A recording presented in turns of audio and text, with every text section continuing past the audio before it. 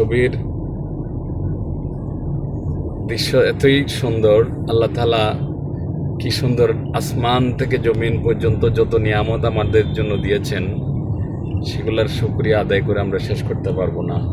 এরকম আসমান মানুষ হয়তোবা রঙের তুলিতে আঁকতে পারবে, কিন্তু যিনি বানিয়েছেন সে মহান রব্বুল আলামিন কত মহান, কত বড়। আল্লাহু আকবার, এটা আসলে বলে শেষ করা যাবে না।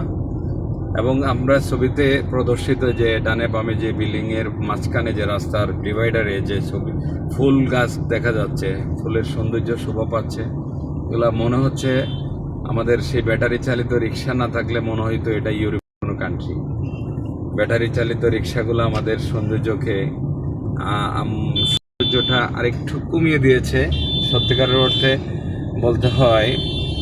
যদিও এটা যানবাহন, আমি তাদেরকে ছোট করে দেখছি না, প্রয়োজনের তাগিদে জীবিকা নির্বাহের জন্য তারা কাজটা করছে। আমাদের দেশের মানুষের জনসংখ্যার তুলনায় আমাদের কাজের পরিধি, প্রকৃতি ইত্যাদি সব কিছু মিলিয়ে হয়তোবা রিজিকের ব্যবস্থার জন্য ছুটে চলছে, কিন্তু এটার বিকল্প অন্য কিছু করতে পারলে ভালো হতো। কিন্তু আপনারা সত্যি খুশি হবেন এবং দেখলে মুগ্ধ হবেন। এই আসমানটা, বিশেষ করে আজকের ওয়েদারটা এত সুন্দর, শুকনা, একেবারে পরিচ্ছন্ন, আকাশে কোনো মেঘ নাই। মানে সোনালি আকাশের পরিবর্তে এখন ভর দুপুরে নীল আকাশের মধ্যে মেঘের ছায়াটা কত সুন্দর করে হাত চালিয়ে ডাকছে। সুন্দর প্রকৃতি আমাদেরকে জানান দিচ্ছে যে সুন্দর মন থেকে টাচ করতে হয়। ধন্যবাদ সবাইকে।